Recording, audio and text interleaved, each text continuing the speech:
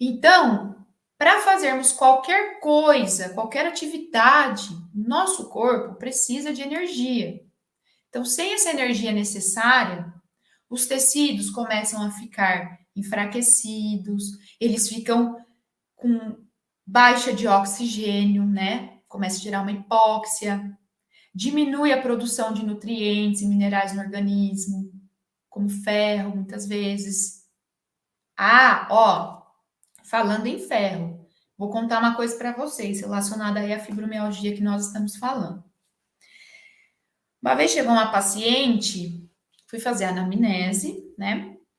Aí a paciente chegou e falou assim: Olha, eu fui diagnosticada com fibromialgia.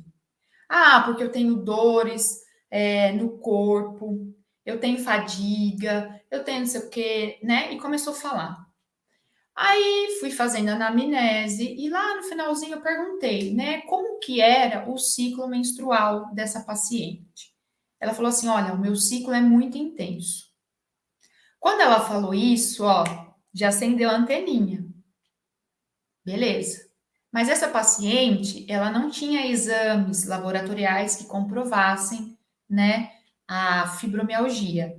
Ela recebeu um diagnóstico através de sintomas.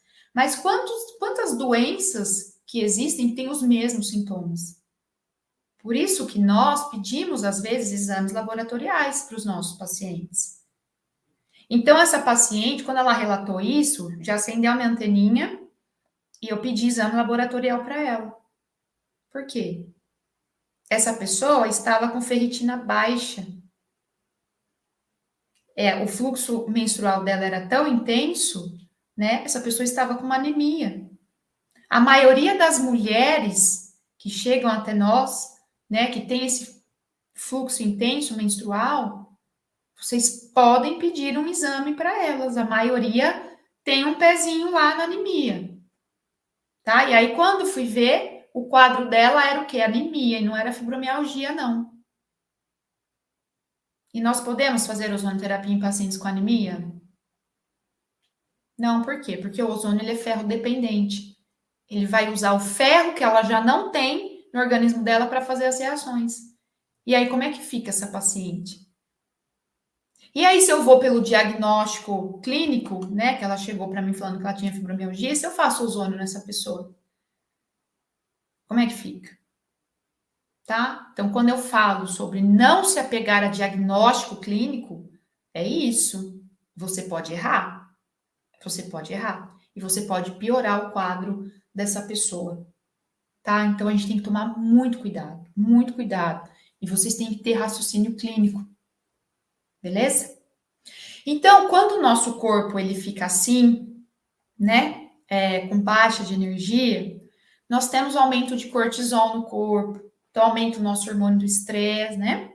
Causando o quê? Dores, inflamações intensas. E isso vai impactar também na saúde emocional do paciente, levando muitas vezes esse paciente a desenvolver quadros depressivos. Então, olha só como que é uma cascata de consequências químicas no corpo que vai deixando o paciente doente, que vai alterando o metabolismo desse paciente. Então, o ozônio, ele vem o quê? Para tratar essa cascata inflamatória. Inclusive, o ozônio estimula a produção de serotonina. Por isso que nós usamos ozonoterapia também como um coadjuvante no tratamento da depressão. Então, vou dar um outro exemplo aí de patologia que nós costumamos atender muito, que é o quê? Pacientes com osteoporose. Nós atendemos muito idosos, né? Então, quando eu atendi uma paciente diagnosticada com osteoporose, na época ainda eu não atuava com ozônio, tá? A única coisa que eu sabia fazer nela, que eu achava que eu podia ajudar, era o quê?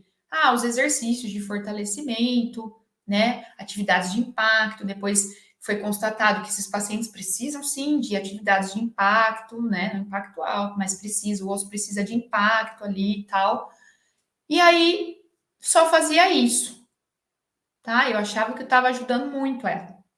E aí Mesmo essa paciente lá se entupindo de cálcio, que o médico passou, tem osteoporose, vai tomar cálcio, né? Os resultados da fisioterapia eram praticamente nulos.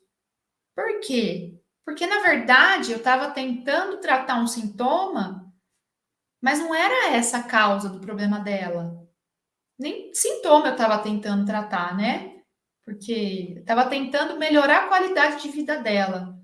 E eu achando que estava fazendo certo, mas de que jeito? Porque eu não estava tratando a causa da osteoporose dela. Que a causa desse problema dela estava lá no intestino. Essa paciente, ela tinha intestino permeável. E aí ela não conseguia absorver o cálcio como deveria. Aí ela começou o quê? Desenvolver osteoporose. Então a gente sabe, né? A gente tem que saber o que está por trás da osteoporose. E se ela não está absorvendo cálcio, porque ela tem um intestino permeável, adianta ela ficar se entupindo de cálcio? Nem nós, fisioterapeutas, e nem o próprio médico está ajudando essa paciente. Porque ela não absorve, ela toma o cálcio, tá? Mas ela não absorve. O corpo dela gerou uma alteração metabólica, então tudo que ela começa, né, o corpo dela precisa utilizar esses minerais para poder fazer ali as funções químicas do corpo. Por isso que ela tem osteoporose. Porque ele vai tirar de onde tem. E de onde tem? Nos ossos. Ele vai usar, ele não quer saber de onde tem. Ele começa a tirar minerais de onde ele achar. Aí essa pessoa começa a desenvolver a osteoporose. E se ela tem intestino permeável, não adianta fazer reposição de cálcio. E não adianta só ter o cálcio, porque quem sintetiza cálcio é a vitamina D. E quem transporta esses componentes dentro do corpo é a vitamina K. Então a gente tem que ter esse raciocínio clínico e entender a patologia do nosso paciente.